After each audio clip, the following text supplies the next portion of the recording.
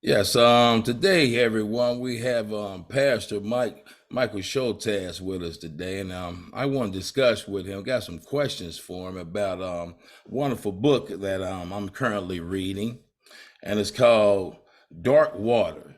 Dark Water. Michael, welcome to the show. How you doing, buddy? Thank you. I'm doing well. First of all, I'd like to ask you, Dark Water, you guys, is really about his battle with depression. And he's, like I say, he's a pastor. And I'd like to just start off with the title. How did you come up with the title Dark Water? Yeah, that's a great question. Nobody's asked me that before. It came from there's a chapter in the book that's also called Dark Water, and that is the story of when I went back to the town I was baptized in. It's a place I didn't really grow up. My family left there when I was about 4, so it's not the place I grew up. It was just this coal mining town that's really kind of depressed and not doing great, like a lot of coal mining towns these days. Hmm. And I went back there to kind of just explore, who I was and to see what it was like. And I was very disenchanted. I felt very it made me very sad to see that this town was like this. And on my way there, I took a road called Darkwater Road that led me to this town, which I didn't remember that road existing, and the name really struck me. So the next day, I was meeting with my spiritual director, and I was sharing with her how disappointed and sad it made me to see this town, and she led me through this spiritual meditation that that changed my view of the whole thing. Um, I Hmm. had I had been thinking of myself as I'd been thinking of the town as a metaphor for me, that just as this town was kind of depressed and sad and a little dingy, I felt like that's who I was. I was just empty and broken and dirty.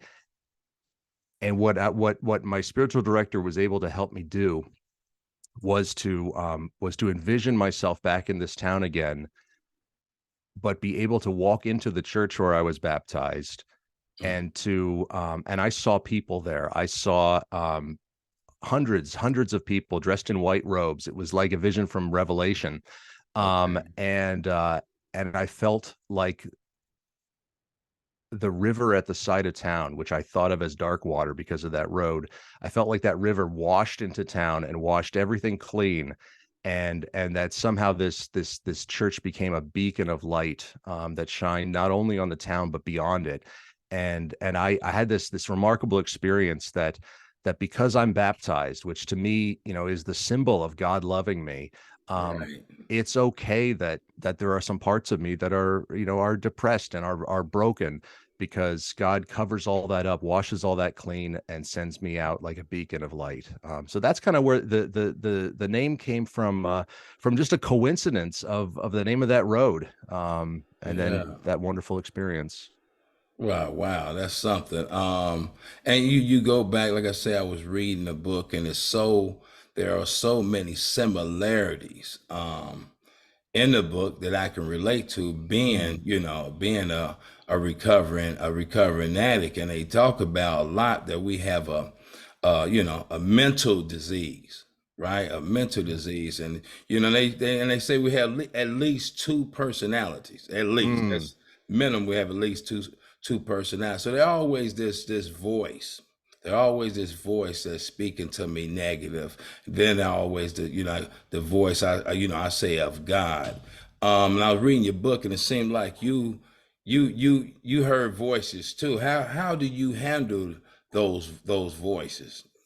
yeah, I experience my depression. One of the ways I experience it is as what I call the dark voice. It's a voice that tells me that I'm worthless, that I'm stupid, that I'm more trouble than I'm worth, that I should have known better.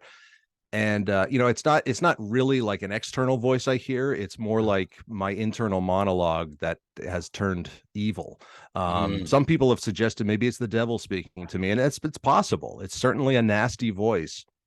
Um, and when I was younger, I just thought that was me. I thought I was this cruel and mean person. And as I grew and started to reflect on it and started to discover more about it, I started to understand that that voice is not me. That voice is it's in me. It's part of me, but it doesn't tell the truth.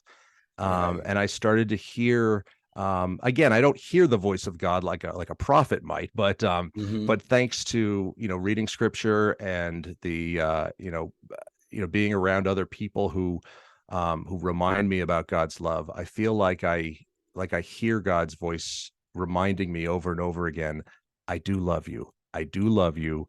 I made Right. you right, and I have a job for you.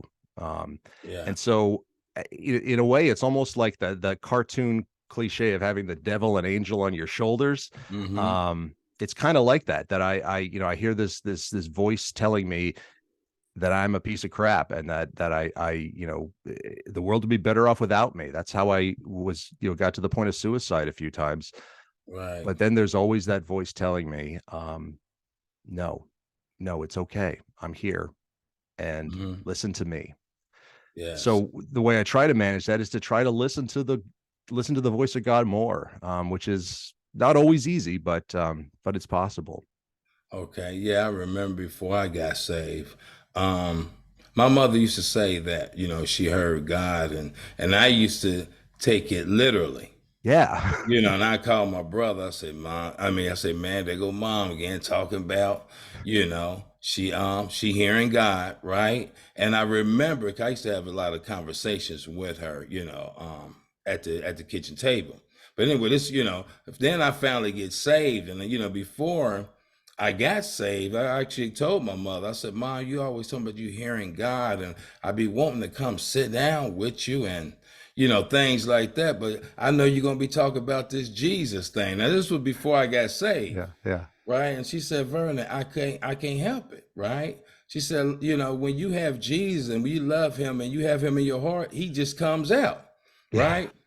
I Yeah. get saved. I go see my mother, and one time she just smiling at me, man. She just smiling at me. I'm like, "What's going on, moms?" She said, "You remember that time you said, I always talked about Jesus. Every time you come over here, that's all you talk about, right?" So, and I understand the voice of a hearing God, right? It's usually a quiet voice. Yes. Yes. And it's always telling me to do what's right, or it's always telling me opposite of my flesh. What you think Right. about that? Oh, absolutely. I Yeah. I love the image of when Elijah is told to go to the mountain, and there's this great thunderstorm, but God is not in the thunderstorm. There's an earthquake, but God is not in Exactly. the earthquake. There's a fire, but God is not in the fire. Yeah. And then he hears, and I love this translation best. It says he hears the sound of sheer silence. Yes. Sometimes it's called a still small voice or somehow or another, but that's where God is. God is in that quiet voice it's I think God is always talking to us, but we're so easily distracted by all the noise around us and in our own head that Right. it's so hard to hear it sometimes. Because God doesn't tend to yell. God tends to speak quietly. Um, Right. Right. And I remember too reading your book. You was actually talking about that voice, that dark voice. Um, and you was actually talking about. I guess it was picking up, learning like to know that that's not you. yeah, That's yeah, very critical. yeah, That's very, and reason why I say it's critical, because the majority of people, and I actually read it somewhere, they did a study on this, that people believe what they tell themselves, yeah.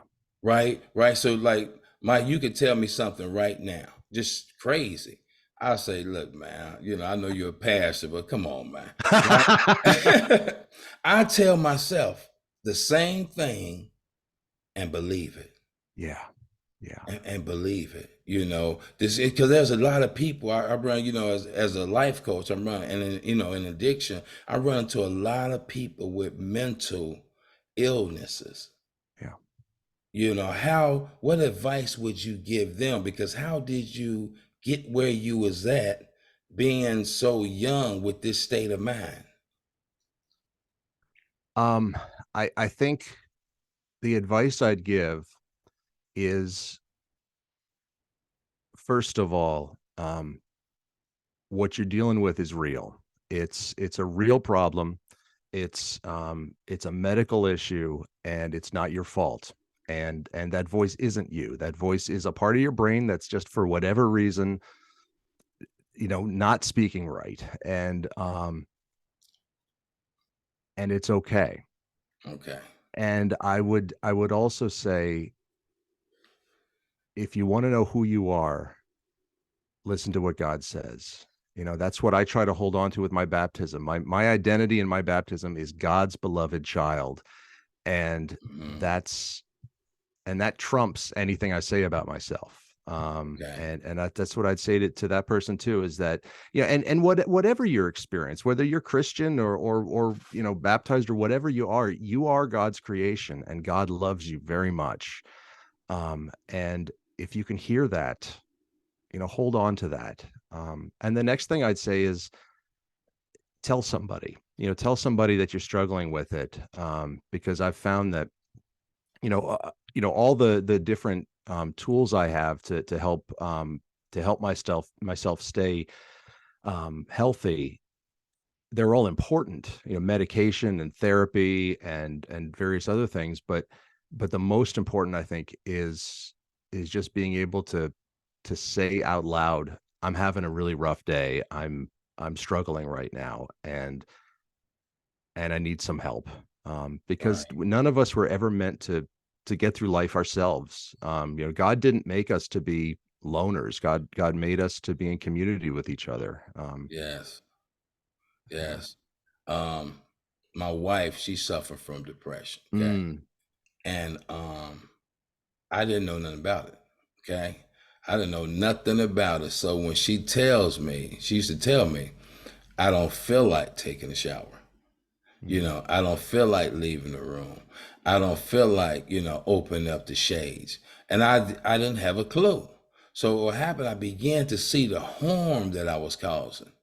I'm talking about people who are in relationships, whether it's spouse or children or whatever, right? Um, and I was just puzzled, right? So I mean, I used to even offer that. I said, look, I'll take you to the shower and I wash you up. And she, Yeah. she'd just look sad and say, you just don't know. So what happened was I went to a guy that is in recovery, and he also a counselor, and he told me that basically she can't do that, right? Yeah. But he gave me my props, if you will, for saying reaching out for help, right? Because and when I did my homework, I said, wow, I'm causing more harm. So, and I think what I'm saying is, for the people who are dealing with people who suffer from depression, your job is really to learn, to Oh, yeah. learn it and Yeah. understand that, that they can't, that they go into it. She told me it's like this dark cloud over Mhm. her.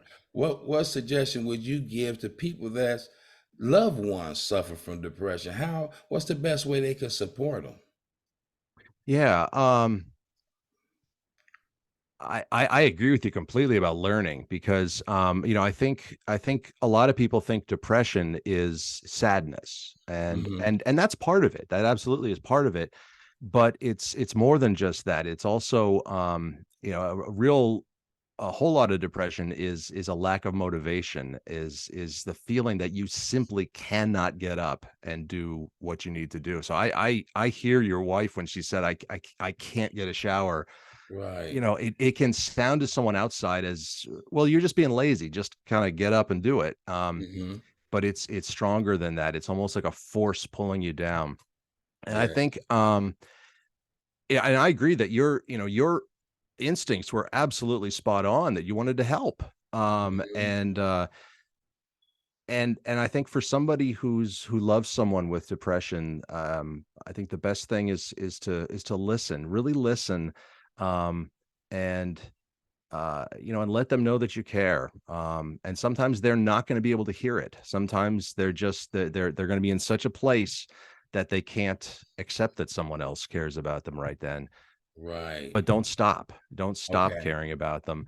Um, and and yeah, and do what you can to learn about it. I think one thing that's been really powerful for me is just um seeing and knowing that I had friends and family who really care about me. There was when I attempted suicide as a teenager Mm-hmm. in my hospital stay after that, um I was floored by how many of my friends were upset. I thought, why do they care? And I didn't think it was a big deal. They thought it was a huge deal. Right. And there was one friend who refused to talk to me for a couple months. She was so hurt that I would do Yeah. this, that she just couldn't even talk to me. And when she did eventually again, that meant so much to me too, that it affected her so much. So tell this person that you love them over and over again, and Yeah. just try to be there. Yeah, you kind of took me back to your book when I was Yeah. first Yeah. reading it. I was thinking about, I think her name Amanda. Yes. And you said, I think you came into class or came to school, and everybody was looking at you crazy, and you like, what's going on with everybody? And she volunteered you Yeah. for the care team, right? Am I right? Care Yes. team, Yes. and it was everybody. You said the care team. I think it was like a group of people just showing people how much they care Yeah. about you. Tell the listeners about this care team because Oh, I'm well, gonna mess yeah, it up. this was when I was in high school or junior high school. It was back in the late 80s. So, at that point, mental illness really had a strong stigma to it. Much more than it does today, though the stigma's still there. But I was always a moody kid, and I never really understood what that was about. I didn't at that point accept that I had a mental illness. I just thought, I was deep and moody and blah blah blah. And one day I was absent in school and or absent from school, Yeah. and apparently in health class that day, a couple of my friends were talking about me a little bit, saying how moody I was and some of the things I talked about. And the teacher heard it, and they started talking more and more about it. And I get back to school the next day, and lots of people are just kind of staring at me, and I didn't know what was going on. Right. I thought my fly was down or something like that. That wasn't it, until I found out, this friend Amanda told me that she had this conversation with the teacher, and she's really sorry. It didn't intend for it to go the way it did. But the teacher was part of a new group at the school called the Care Team, which was a group of teachers and staff at the school that were there to kind of notice if kids were struggling with something. That was kind of a pilot program at that point. I think a lot of schools have much more sophisticated versions of that today, but in those days it was kind of new. The Hmm. point was to try and see kids who were maybe struggling with drugs or with mental illness or a bad home life, and try and help them out. So I got called out of class a couple times in the next few days to go talk with the guidance counselor and talk with the school nurse, and I didn't want to deal with any of that stuff at that point in my life. I did not want to accept that I had a problem. I did not think I needed this kind of help. I didn't want this attention, and I Hmm. just kind of ignored it, and tried to move on with my life. But looking back on it, while it really was, kind of a sloppy way of doing it, maybe, they were really trying to show me that they cared, and I wasn't ready to hear it yet then, but that they were trying to help. Good deal. I know some people, especially in the black community, right? The mental health illness, right? It's not cool, right? I've Uh, heard that. Yeah. yeah, it's Yeah. not cool. So a lot of, people I help out or talk to, it's like, they don't want to take their medicine. Mhm. They don't want to go to counseling therapy, and I try to encourage people like, really, that's the cool thing now. Going to therapy is like, that's really cool. I mean, even athletes talking about it, actors and actresses Yeah. talking about go get help. Any suggestions for them that don't want to take their medicine? Oh, Yeah. that's so hard. I mean, the Yeah. the stigma's real, and Hmm. there is a sense that if if you need to take medicine, it's because you're weak, or if you need to go to therapy, it's because there's something wrong with you. And only Yeah. crazy people do that. And you don't want to be crazy. Um, Hmm. it it's really hard to fight that stigma. I think you're doing a great thing by being honest about your experience and about who you are, and you Yeah. don't let that, you don't let that define you. That, I think that's one piece of it, is that um having this illness isn't your identity. Right. Just like, if you have cancer or leukemia or, some physical disease like that, it's a serious illness and you need some help with it, but it's not who you are. It's something you have. Right. And I think maybe part of the stigma of mental illness is that it's seen as a moral failing. It's seen that, you're just not strong enough. There's something wrong with you. Whereas the reality is it's a disease. It's It's a like, disease. like alcoholism is a disease. That's not a moral failing either. Right. It's an unfortunate disease some of us have. Right. Right. And I know I had read before, let me see what your take is on this. They was talking about depression is really anger turned inwardly.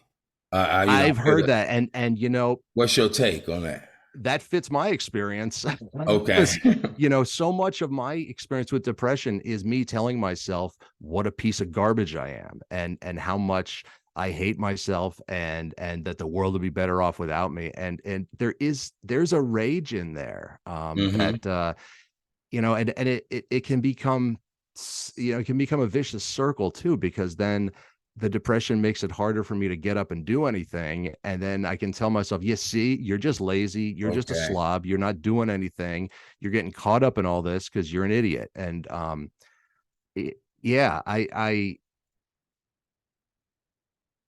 can absolutely see where that's coming from. Yeah. Yeah, yeah, because I was always moody. That's when you Hmm. you was talking about moody. I was moody, and my brothers, they say, why he always angry, Then, Yeah. and in recovery, you look back and you find out, I was moody one because I grew up without a father. Hmm. I didn't know I was angry because of that until I went to counseling one time, and my counselor said right about growing up without a father. But I had suppressed that feeling for so long. I said, I'm okay without having a father. That's just how it is in the black community. He said, well, if that's how it is, just go back and go back to your dorm and write about it. And Michael, I wrote about it, man. And I don't know where these feelings came from. Oh, I just wow. started sobbing. The whole paper Yeah. just got saturated. I'm like, man, I felt this burden just lift up off my shoulder. Hmm. And that was the first time, I felt freedom. Yeah.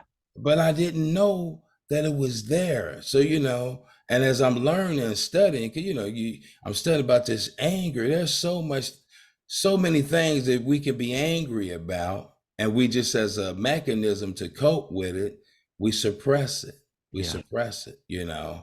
Um, I think yeah, we tell ourselves, I'm not supposed to feel like this, or right. a grown up doesn't feel like this. I think part of it comes from, feeling that we need to act a certain way and behave a certain way and feel a certain way, and telling yourself you have to feel a different way than you really do is Yeah, is tough. it's And I got to really lift up what you said about writing. That's the reason why I'm a writer, is it it gets things out of my head in a way that is so freeing and so um just powerful. And that's another right. thing I'd encourage people to do.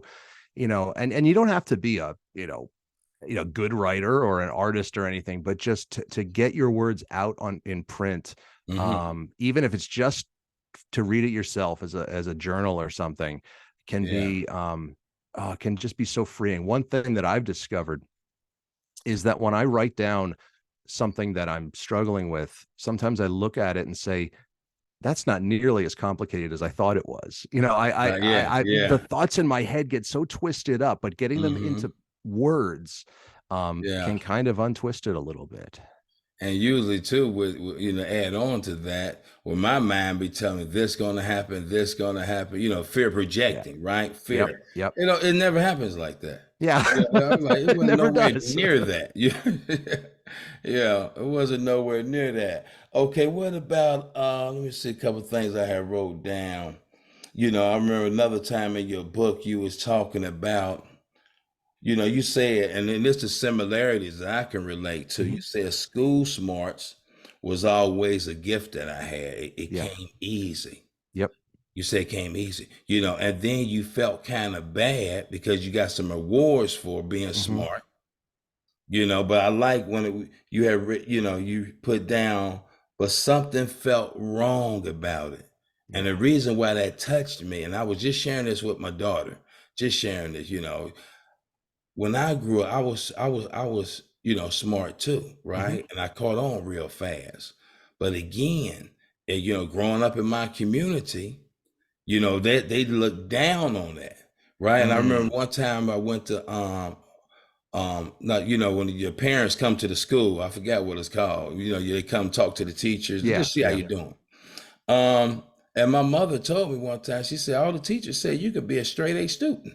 I said, yeah, I know that, but I ain't trying to be no straight A student. Right? She said, why you wouldn't want to be a straight A student, Vernon? I said, because they talk about people who smart. And I always felt different.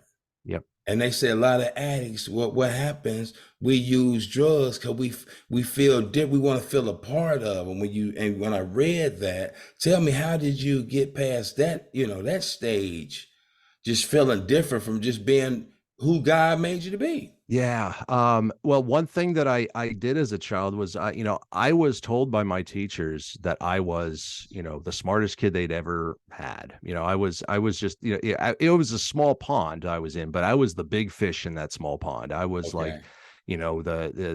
the little genius of the school. And it one way that I experienced that was, all of my teachers thought I was great, and all the other kids in the class, made fun of me for that. So I felt like, I was this weird, great person who was being told, he was terrible. Um, and for a very long time in my life, my identity was all wrapped up in intelligence, and particularly in school smarts. That's who I was. I was the smart kid, Okay. and it was really hard for me to hear any other identity, which meant that anytime I did something wrong, um, I would tell myself that I shouldn't have made that mistake because I'm supposed to be the smart kid, and the smart kid doesn't make mistakes. The smart kid is Mm-hmm. perfect. And it took me a very long time to start accepting that that's, God didn't make me the smart kid. God made me Michael, and one of the Okay. gifts I have is, I was really good at school, and I am pretty smart, I guess, but that's not my identity. That's not who I am. And when I could let go of that being who I was, Mm-hmm. it got easier. Okay. It just because then it's okay to make a mistake. And I still struggle with that. I Okay. still struggle with wanting to never make mistakes. And sometimes I avoid risks for that reason. But I always try to remember that, I wasn't put here on this earth to be, some kind of computer. I was put Yeah. here to be me, and who I am is not that. It's different. Right. What about when you do make a mistake? Oh. What's it? What to even today? What? Tell us about what's the process when you make a mistake? Yeah. The hardest time is if I make a mistake that someone gets upset with me about. And being a pastor, that happens. People in my church get angry with me sometimes. And Right. and Right. it's just that's part of being in that role. And some Mm-hmm. of the time it's because they just disagree with something I did, but some of the time it's because I just screwed up. And Mm-hmm.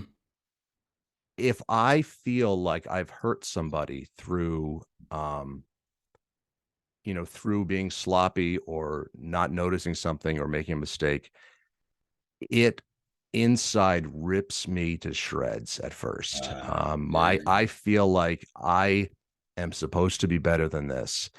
The only reason this happened is because I wasn't paying enough attention. I need to not cause this kind of pain. And what I'm getting better at doing now is um, is telling that voice, shut up.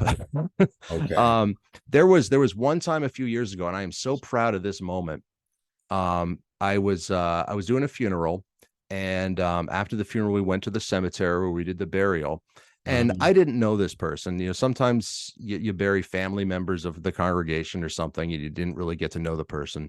But Right. I listened to the family. I thought I did a pretty good job of explaining, who he was and who, what his life was like. And I thought I did a fairly good job until someone came up to me at the cemetery and said, "It's a shame you didn't mention his first wife at all." And she turned and walked away. And I thought, damn, like this person's just like angry at me now. I just, messed up this funeral for this person. Mm-hmm. And as I'm back in my office, kind of, taking my robe off, I realized what was going on in my head. And I said, you know what? Come here. Just go for it. And I told the dark voice, you can have the next 60 seconds. Just go to town and then we'll be Okay. done with it. And it was such a neat moment because then, like, for the next minute, Wow. he was just tearing me left and right. He was just spouting off stuff. And I was just saying, Yeah. uh-huh, uh-huh, uh-huh. Right. And then I said, now time's up, go away. Okay. And oh my gosh, I can't do that all the time, or at least I don't think to do it all the time. But that was so powerful to be able to say, um, that's Yeah. that's not real. Yeah, I didn't say what that woman hoped I'd say, but that's not because I did anything. It's not. I mean, Right. it wasn't because I'm a terrible person. It was because I You're didn't know human. about his first wife. Right, right, right. That's good. That's good. It Because was great. Discovery, they actually tell us. I remember when I first came, they said you're going to begin to talk to the disease. That's what we call it. The Okay. dark Yeah. voice, we call Yeah. it the disease of addiction. Yeah. Basically, have a mind of his own, is always whispering, telling us stuff, and everything is negative. I don't care what good, he have an opinion on everything. I don't care what I do, he gonna say something. If I do good, he gonna say something about that, right? But they actually told me, they said it's gonna come a time you're gonna start talking to him.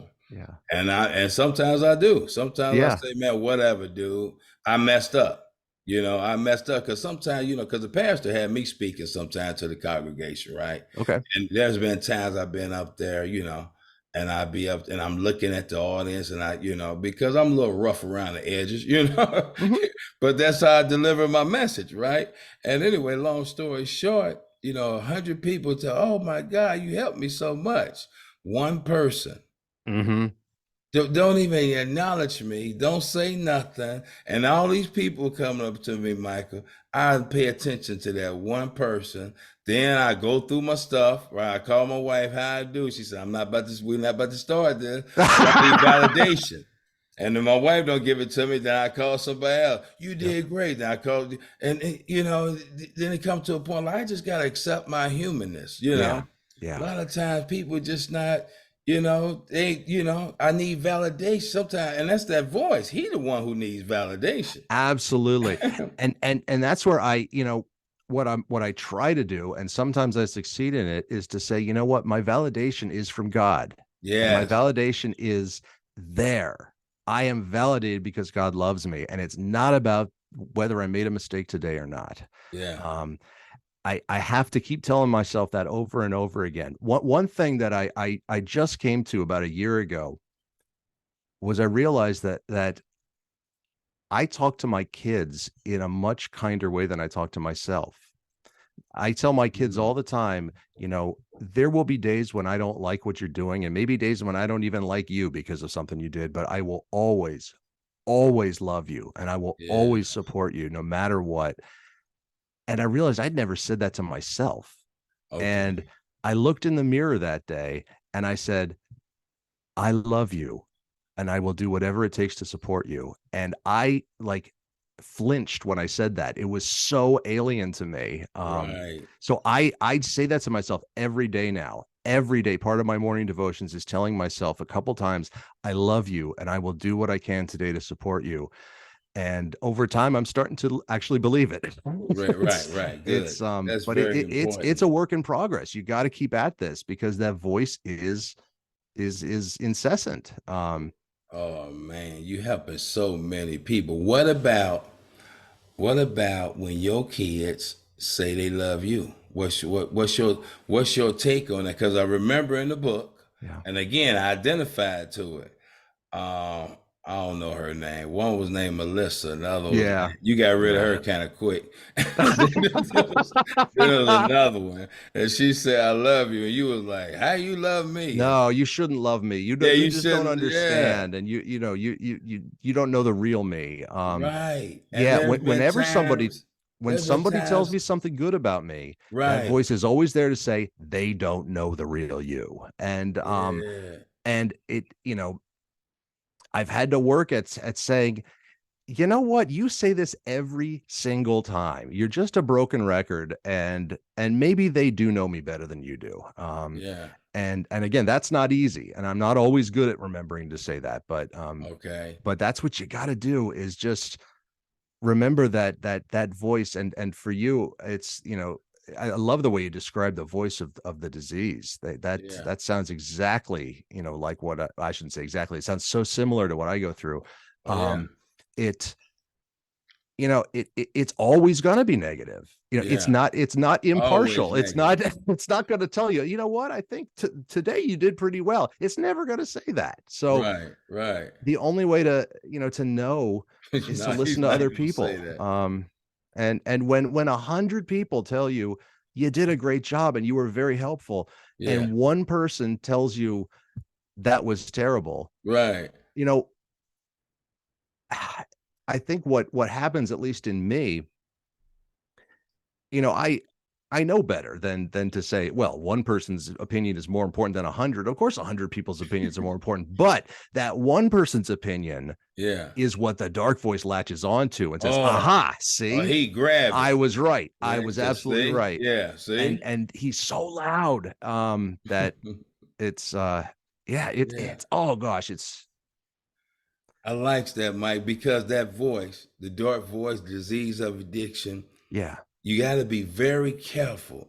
And we say this in recovery too. Mhm. Watch what you tell yourself, Mm. right? Watch, because what happened is, and this is what I have learned, I began to look for things to support the negative self-talk I have. And Yes. anything that's opposite of it, I justify like, oh, that's the you saying you love me just because of this. That's just who Mhm. you are. Like my wife tell me I love you. I just say, Mhm. oh, that's just who you are. You my wife. You supposed to say that. I minimize it. Yes. I Yes. minimize, but let her say something negative about me. The dark voice again. See, told you wasn't a good Yep. husband. Yep. I began to look for things to support those voices. Yeah. Yeah. Do you know Um, do you know the Go ahead. do you know the story of the two wolves? Have you heard Oh that yeah, story? yeah, Yeah, yeah, yeah, that story has become so important to me recently, that yeah. because the idea is that you got two wolves inside you, and one of them is just mean and nasty and wants to, Mm-hmm. to just attack you, and the other is kind and loving and compassionate. And Mm-hmm. the question is, which wolf wins? Well, it's the The one you one you feed. feed. And Yeah, I'm trying to feed the good wolf. yeah, um yeah. That's yeah. very important.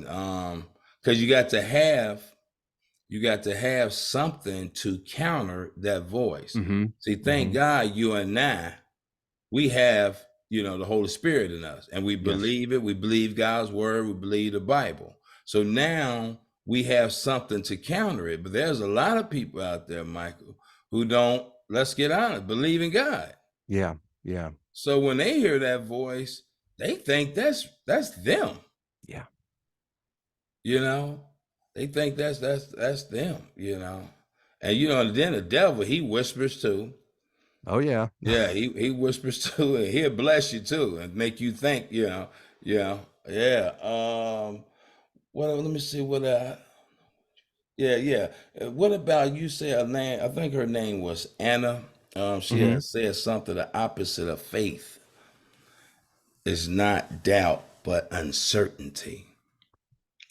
Do you No, remember no, that the one? opposite of faith is not doubt, but certainty. Oh, but certainty. Yeah, but Yeah, certainty. Yeah, and certainty. Yeah, yeah, yeah, yeah, Annie Dillard, I think, wrote that. yeah. I that that is That is really helpful to me, because what faith is, like Paul wrote, we see in a mirror dimly, Hmm. and we do, and in this life we're not going to know for sure. You and I believe in God, but neither of us has proof, and Right, that's part of what I mean. That I think that's exactly what faith is. Faith is trusting in something that you don't know for 100% sure. right, But and that's why someone can see a rainbow and say, well, that's a very beautiful, image of light refracting off of raindrops or whatever. And someone hmm, else can see a rainbow and say it's a gift from God. yeah, Because faith changes the way we view everything, but right,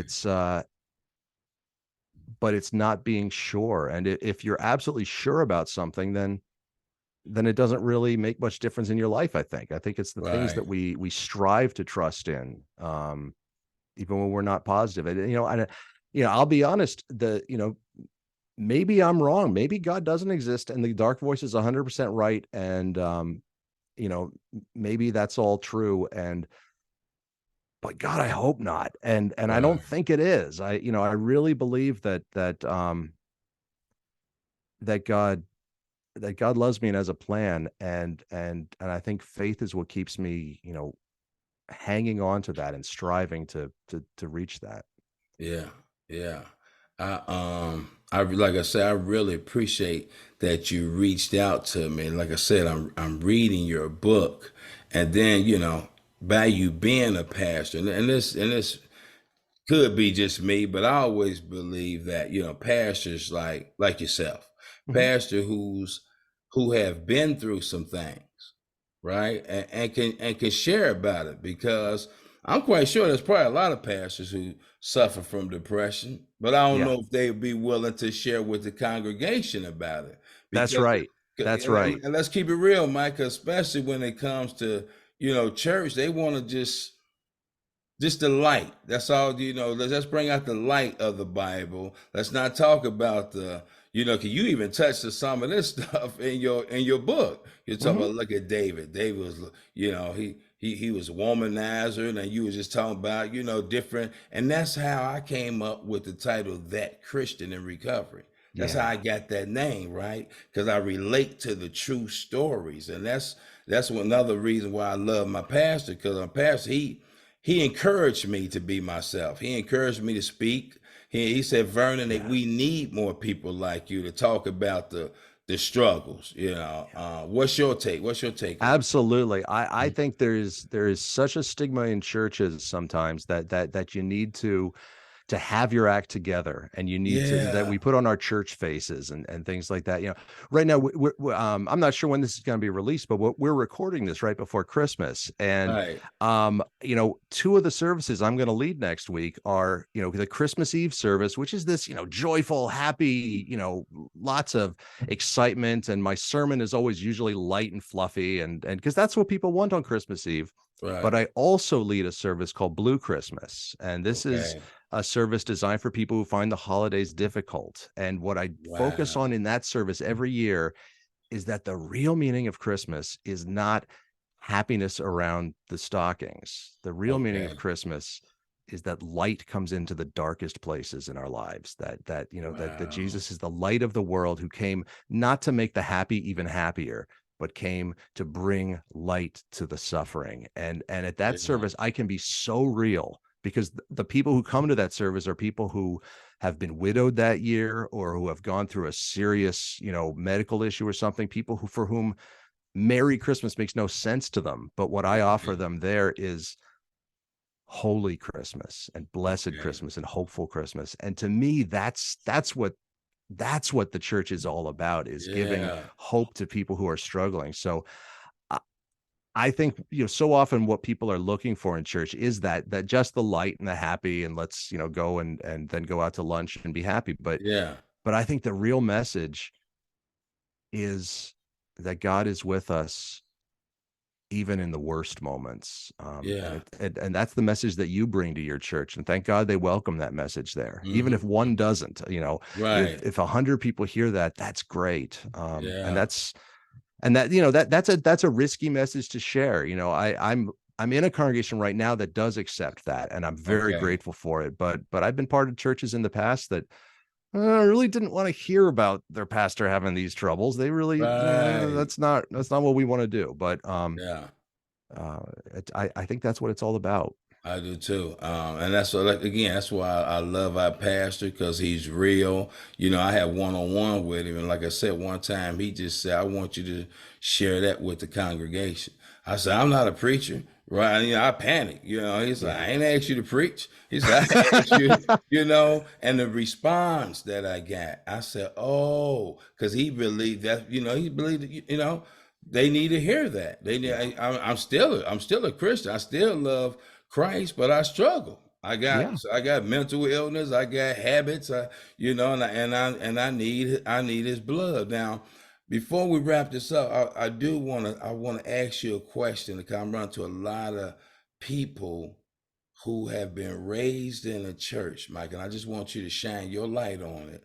Okay. Raised in a church that when they mess up, you know, because they was whether it's drugs, pornography, Yeah. they got this belief that God is mad at them. Oh, He hates them. They gotta go to hate, and I hear this a lot. I'm like, where is they getting all this from? yeah. You know, and they go into this. Don't want to go around church because they ain't gonna accept me because I. And I'm like, can you shed some type of light on the listeners that struggle with that when they fall short? Yeah. Yeah, absolutely. Jesus came and he had some really harsh words for a certain group of people. And those group of people were the Pharisees, who were Hmm. religious leaders who were being obnoxious and bigoted. Yeah, And he had nothing but forgiveness for people who were sinners. Jesus came to forgive the sinners and to tell the religious uppity people yeah, to stop it. And absolutely, for somebody who has, gone down roads like that, I understand why you feel like the church might not accept you. And there probably are churches out there that wouldn't. And I'm sorry about that. yeah, But God does accept you. And God is sad about our bad choices, not angry. I think yeah, God mourns with us when we go down wrong paths, and God is always there ready to pick us up and turn us around, if we just look for him. yeah, And there are churches out there where you would be accepted, and it sounds like Vernon's church is your church is one of those churches, and I'm so yeah, glad to hear that.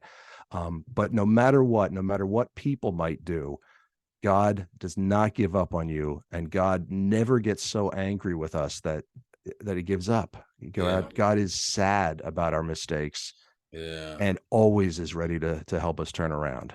Wow, man, you really touched me. I want to end it on that.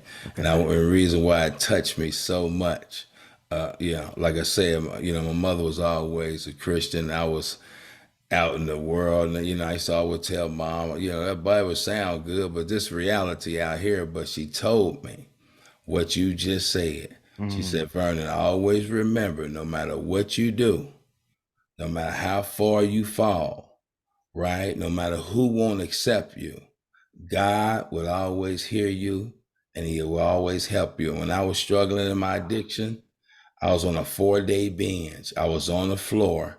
I yeah. had been up all night using drugs. I remember what my mother said, and I Oh, said, God, help me. And I've been on a journey back ever since then. And again, I don't have nothing against church, like I just tell you. But when yeah. I got close to Christ, it was more from an experience than me Oh, just going absolutely. to. I experienced Him, and I Absolutely. would never ever forget that. I Yeah. would never ever forget that, man. Amen.